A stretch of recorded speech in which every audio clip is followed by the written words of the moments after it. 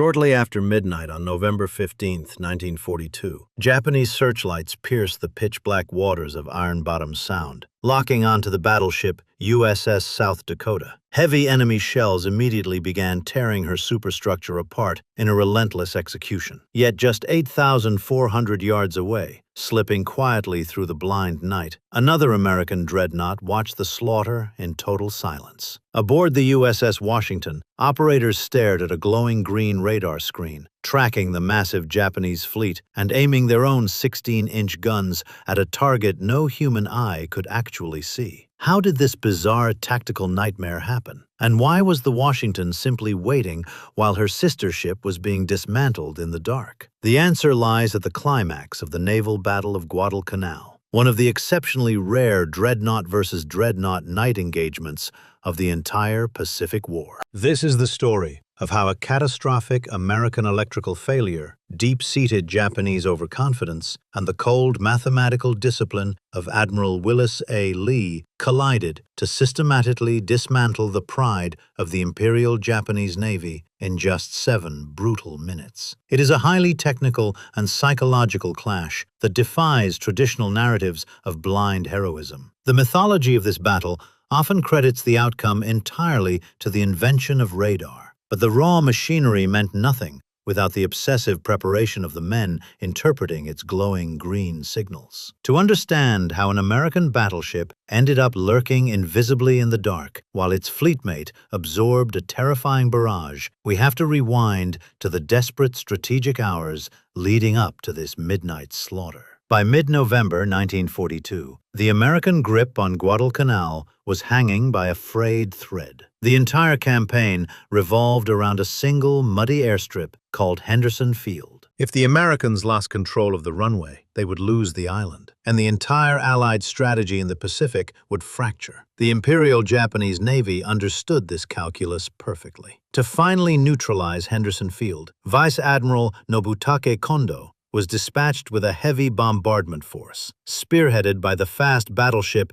Kirishima, 2 heavy cruisers, and a screen of seasoned destroyers. Their objective was brutal and straightforward: slip in under the cover of darkness, pulverize the American airstrip with massive 14-inch high-explosive shells, and secure the sea lanes for a massive troop convoy waiting just over the horizon. Admiral William Halsey, commanding the South Pacific Theater, was desperately running out of ships. Just 2 nights earlier, a savage, point-blank brawl in the waters off Guadalcanal had decimated his cruiser and destroyer forces. To stop Kondo's battleships, Halsey had to throw his absolute last operational heavy units onto the board. He hastily ordered the creation of Task Force 64, commanded by Rear Admiral Willis A. Lee. This was not a cohesive, well-oiled battle group that had spent months running maneuvers together. It was a desperate ad hoc formation born of sheer logistical necessity. The Heavy Corps consisted of 2 relatively new, massive dreadnoughts, the USS Washington and the USS South Dakota. To provide an anti-submarine screen, 4 destroyers were pulled from 4 completely different divisions. None of these 4 smaller ships had ever operated together. Some of their captains had never even met, let alone practice complex nighttime fleet maneuvers. Sending such a deeply uncoordinated task force into the treacherous, reef-strewn waters of Iron Bottom Sound at night was a staggering tactical gamble. Compounding this risk was the terrifying reality of the battleground. In late 1942, nighttime naval warfare was the undisputed domain of the Japanese. For over a decade, Japanese crews had relentlessly trained for night engagements, developing a lethal, highly specialized doctrine. Their primary asset was not electronic, but biological. Japanese optical lookouts underwent brutal selection processes and utilized massive, precision-engineered night binoculars that captured the faintest ambient starlight. They routinely spotted enemy silhouettes long before the enemy knew they were there. Once a target was visually acquired, the Japanese relied on their Type 93 Long Lance torpedoes. These weapons were faster, carried a vastly heavier explosive payload, and boasted a significantly longer range than anything in the Allied arsenal. Crucially, they were oxygen-driven, leaving almost no visible wake on the surface, making them silent, invisible assassins in the dark. To the Japanese, the night was a familiar weapon, and they intended to use it to easily dismantle this hastily assembled American force. The Americans, severely disadvantaged in optical training and torpedo technology, were betting their survival on a highly classified, imperfectly understood piece of hardware, the new SG microwave radar. Unlike earlier primitive radar sets that merely provided a vague bearing or a confusing blip, the SG system projected a top-down, map-like display of the battlefield onto a glowing plan position indicator screen. It could cut through pitch-black darkness, smoke, and squalls, revealing coastlines and enemy formations with unprecedented clarity. But the technology was so new that few senior American commanders truly trusted it. Most old-school captains still preferred to trust their binoculars and their own eyes over a flickering green tube hidden deep within the ship's superstructure. Rear Admiral Lee, however, was a rare exception. A former Olympic gold medalist in rifle shooting, Lee understood ballistics, mathematics, and the absolute necessity of precision. Aboard his flagship, the Washington, he had practically lived in the radar plot room, rigorously training his operators to push the SG system to its absolute limits. He understood exactly what the machinery could do. Yet, as Task Force 64 steamed toward the island, Lee knew the grim reality. He was leading a fractured,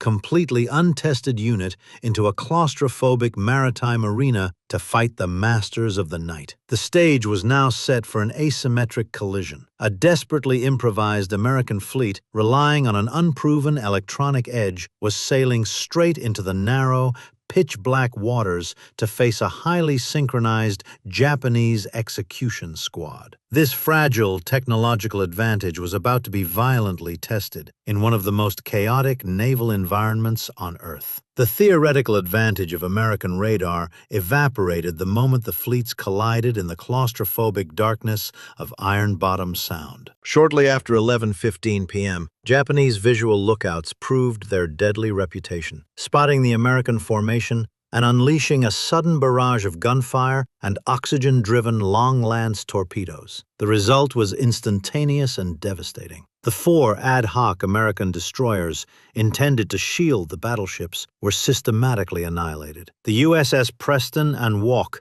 were torn apart and rapidly sank, while the Benham and Gwyn were heavily crippled and knocked out of the fight. In a matter of minutes, Admiral Lee's protective screen was wiped off the board. He was now navigating a treacherous, tight strait with just his 2 dreadnoughts, forced to steer around the flaming, wreckage-strewn hulks of his own escort ships. Amidst this chaos, the USS South Dakota pushed forward, her massive 16-inch main guns roaring to life. But a state-of-the-art dreadnought is essentially a highly sensitive electrical grid wrapped in heavy armor. The concussive shock waves of her own weapons were violently rattling the ship's internal components. Deep within the engineering spaces, a chief electrician's mate made a fatal, unauthorized decision. Frustrated by circuit breakers threatening to trip under the intense physical shock of the broadsides, he physically tied the breakers down, locking them shut. It was a mundane human error, meant to keep the ship fighting.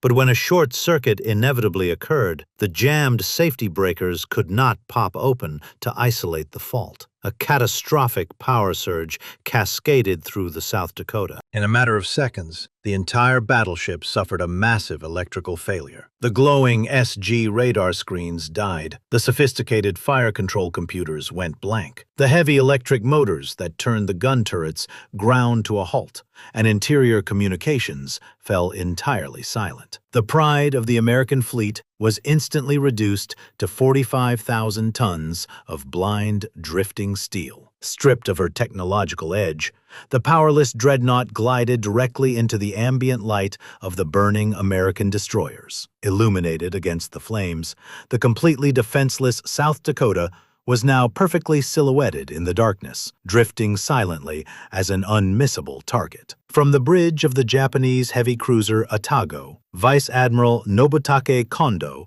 watched the American dreadnought glide helplessly into the eerie, flickering glow of the burning destroyers. For the Japanese commander, this was the breathtaking culmination of everything his navy had perfected over a decade of relentless night combat training. The enemy was trapped, blind, and perfectly illuminated against the dark silhouette of Savo Island. Kondo immediately ordered his strike force to converge and finish the kill. Aboard the fast battleship Kirishima and the heavy cruisers Atago and Takao, massive searchlight shutters snapped open simultaneously. Blinding beams of intense bluish-white light cut through the acrid smoke of the strait, instantly locking on to the South Dakota and pinning the massive dreadnought like a specimen beneath a microscope. The execution began without a second of hesitation. The Japanese gunnery officers did not even need to calculate complex, predictive firing solutions.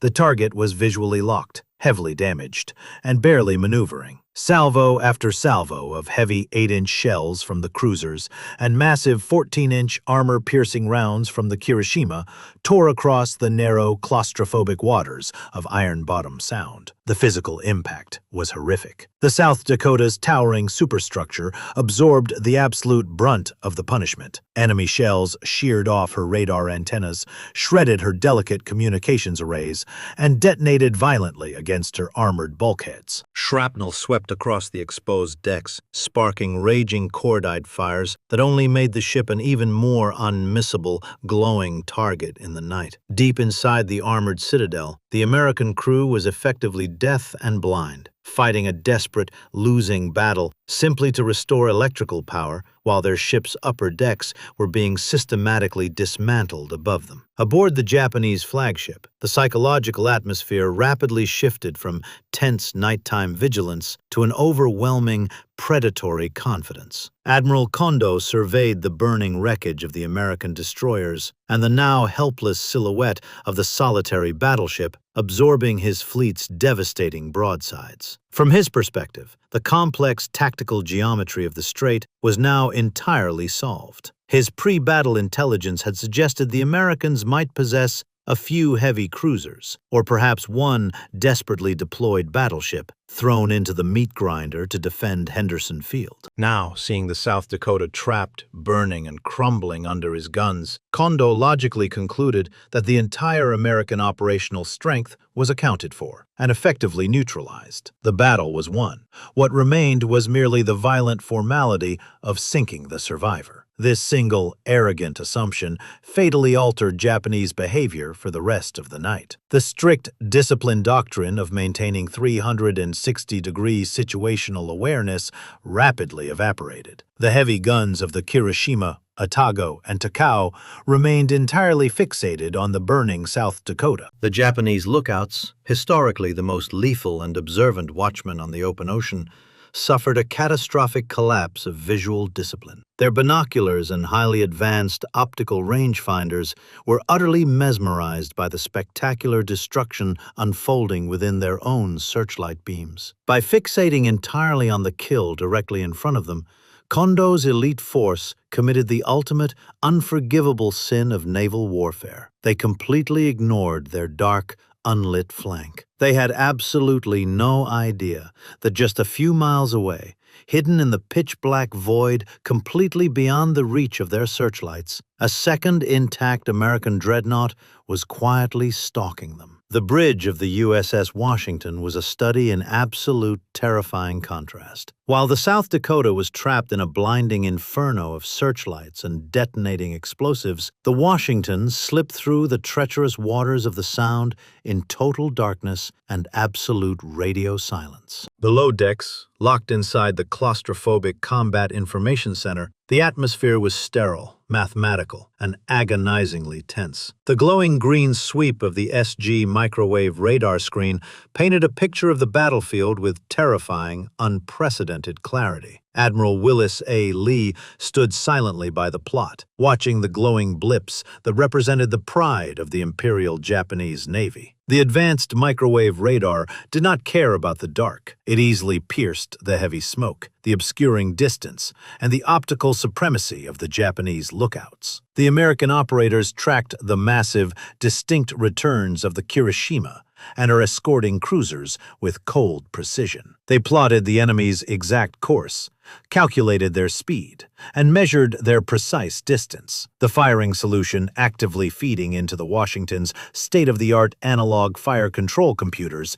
was absolutely perfect. The dreadnought's 9 massive 16-inch guns, capable of hurling armor-piercing shells the weight of small cars over incredible distances, were fully loaded, elevated, and actively tracking the Japanese battleship. The low mechanical whir of the hydraulic turrets, subtly shifting in the dark to maintain the radar lock, was the only sound cutting through the heavy tension on the bridge. At a range of just 8,400 yards, point-blank range in the mathematics of battleship gunnery, the Washington physically could not miss. It was an executioner's absolute dream. Yet Admiral Lee stood rigid in the darkness, issuing a single, unwavering command that defied every instinct of his crew: hold fire. The sheer frustration on the Washington's bridge was almost unbearable to witness. Gunnery officers, their advanced optics locked blindly into the dark void where the radar told them the enemy was waiting,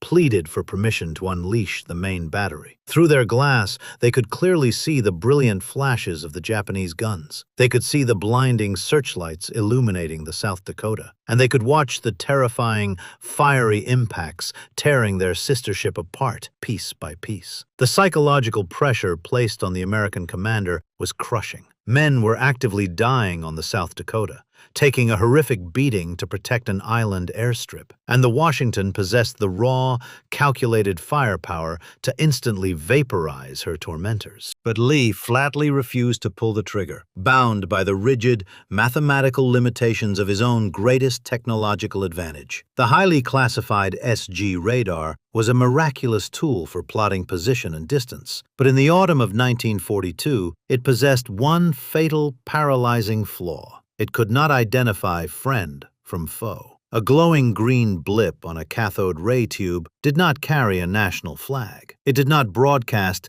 an identification code. It simply indicated a massive return of solid steel floating on the water. And in the chaotic, rapidly shifting geometry of Iron Bottom Sound, the South Dakota had suddenly become a rogue, unpredictable variable. Stripped of all her electrical power and internal communications, she was absolutely dead on the radio. She was not answering urgent tactical calls. Worse, she was drifting wildly, forced to maneuver erratically in the dark to avoid colliding with the burning, sinking wrecks of the American destroyers that littered the narrow channel. As the powerless South Dakota turned sharply to evade the burning carnage of the USS Washington, she unwittingly drifted directly into the Washington's calculated line of sight. On the glowing radar plot below decks, the distinct green blips began to dangerously merge and cross paths. The chaotic maneuvering placed the crippled American dreadnought squarely between the massive guns of the Washington and the Japanese bombardment force. Admiral Lee stared at the radar display, confronting a horrifying, paralyzing tactical nightmare. If he ordered his gunnery officers to open fire, based purely on the electronic radar returns, there was a devastatingly high probability that his massive 16-inch armor-piercing shells would completely bypass the Japanese fleet and slam directly into the superstructure of the South Dakota. Lee was being explicitly asked to fire blind into the dark at a tight cluster of overlapping radar blips, knowing with absolute certainty that one of those blips was an Allied ship carrying over 2,000 American sailors. The agonizing, tragic reality of the moment crystallized in the silent combat information center. The incredible, cutting-edge technological edge of the SG radar had brought the Washington to the perfect, lethal firing position, but the raw machinery could not make the final, moral decision to pull the trigger. Lee was firmly trapped in the dense fog of war, paralyzed by the terrifying fear of committing catastrophic fratricide. Meanwhile, the Japanese continued their relentless, unimpeded bombardment, their heavy 14-inch shells hammering the South Dakota with absolute impunity. The helpless American battleship was taking hit after hit, her upper works rapidly turning into a twisted, unrecognizable landscape of shredded steel and uncontrolled fire. Every passing second saw more American casualties, while the completely intact, fully armed Washington watched from the shadows, an invisible, brooding giant refusing to strike out in defense of its own fleet. The tension aboard the Washington reached a suffocating, almost physical peak. The cold, logical discipline that had defined Admiral Lee's entire naval career, the precise, mathematical mind that had won him an Olympic gold medal in shooting, was being pushed to its absolute breaking point. He was forced to endure the agonizing psychological torture of watching his own men be systematically dismantled in a flood of searchlights, while holding the absolute power to stop the slaughter in an instant, yet lacking the one critical piece of data required to safely act. He could not trust the radar to distinguish the enemy Kirishima from the crippled South Dakota. He could not trust his visual lookouts, who saw absolutely nothing but blinding light beams and the confusing rapid flashes of heavy artillery tearing the night apart. The Japanese were effectively destroying the last remnants of the American task force, heavily fueled by an arrogant, fatal assumption that they had already won the night. Admiral Kondo's flagship and the heavy dreadnought Kirishima steamed confidently onward, their massive turrets pouring continuous fire into the dying American dreadnought, utterly and completely blind to the fact that they were being perfectly tracked, measured, and targeted by the deadliest weapons platform in the entire Pacific theater. To break this agonizing, bloody stalemate, to safely unleash the devastating power of the Washington without accidentally destroying his own sister ship, Admiral Lee needed absolute, undeniable certainty. He needed the chaotic, swirling geometry of the dark battlefield to suddenly, cleanly clarify itself. He needed the enemy to make a tactical move so bold, so glaringly unmistakable, that it would instantly illuminate the exact identity of the massive blips on his glowing green screen. He needed one definitive, visual piece of evidence to pull the trigger without committing the greatest friendly fire disaster in naval history. That unmistakable move came at exactly midnight, delivered not by a brilliant American maneuver, but by a catastrophic Japanese tactical oversight. Eager to finalize the destruction of the South Dakota, the gunnery officers aboard the Kirishima and her escorting cruisers threw the switches on their massive searchlights. Blinding pillars of illumination sliced through the darkness to pin their crippled prey. But in their singular obsession with the kill, the Japanese forgot the fundamental physics of light. A searchlight beam does not just illuminate the target. It acts as a brilliant, inescapable arrow pointing directly back to its source. Aboard the Washington, the chaotic fog of war evaporated in a fraction of a second. Optical lookouts instantly reported the source of the beams. Admiral Lee finally had the definitive visual confirmation he desperately needed. The massive radar blip at 8,400 yards was not the South Dakota. It was the Kirishima. This was the true turning point of the battle, achieved not by technology alone, but by rigorous human discipline. The SG radar system did not pull the trigger. It merely provided raw mathematical geometry. The breakthrough was Lee's cold, methodical synthesis of cutting-edge electronics and traditional optical verification. Operators inside the Washington's Mark 38 fire control directors immediately locked their optics onto the blinding Japanese searchlights, flawlessly syncing their visual crosshairs with the analog computers and the glowing radar plots. The technological loop was complete. The Japanese had inadvertently stripped away their own nocturnal advantage, exposing their exact position in a split-second window of fatal arrogance. Deep inside the Washington, the main battery firing circuits were fully energized. The executioner had definitively identified its victim, and 9 16-inch guns were primed to deliver the verdict. At exactly midnight, Admiral Willis A. Lee delivered that verdict. At a point-blank range of 8,400 yards, the USS Washington erupted. 9 massive 16-inch guns roared in a perfectly synchronized broadside, hurling super-heavy, armor-piercing shells into the dark. The concussive shockwave of the blast was so violent, it shattered the Washington's own floatplanes and ripped radar antennas from their mounts. Aboard the Japanese battleship Kirishima, the transition from supreme predatory confidence to absolute catastrophe took merely seconds. The Japanese crew, their eyes still locked onto the burning South Dakota, had absolutely no warning. Out of the pitch-black void of their ignored flank, tons of hardened steel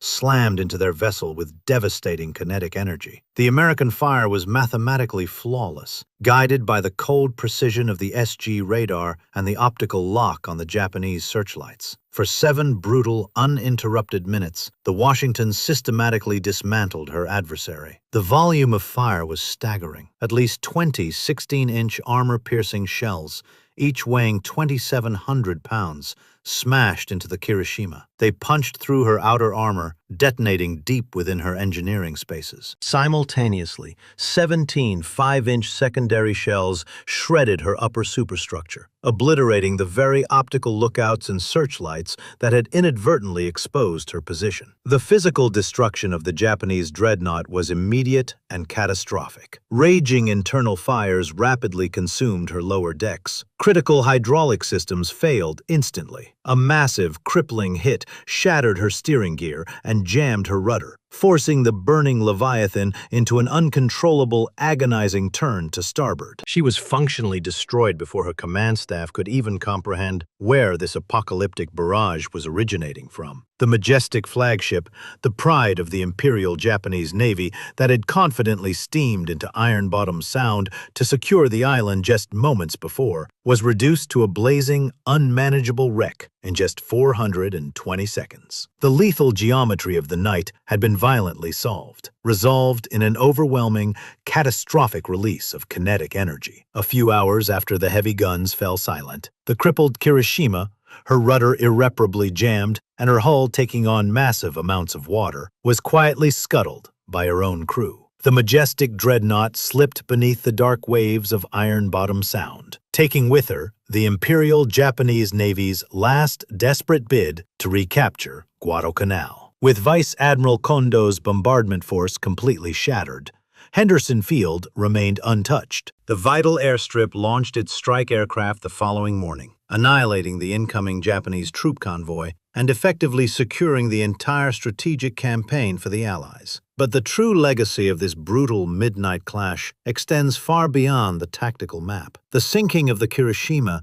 is often celebrated as the definitive triumph of American radar over Japanese optics, a clean victory for superior hardware. Yet the harrowing ordeal of the USS South Dakota proved that advanced technology alone guaranteed absolutely nothing. The South Dakota carried the exact same cutting-edge SG radar system as the Washington, but a single human error in her engineering spaces instantly reduced the mighty warship to a blind, floating target. The victory in the narrow, claustrophobic waters of Iron Bottom Sound belongs strictly to the cold, mathematical discipline of Admiral Willis A. Lee. By obsessively integrating his men with their machines, he successfully bridged the terrifying gap between human hesitation and electronic certainty. That night forever shifted the paradigm of naval warfare away from the traditional optical duels of the past, redefining it through the eerie,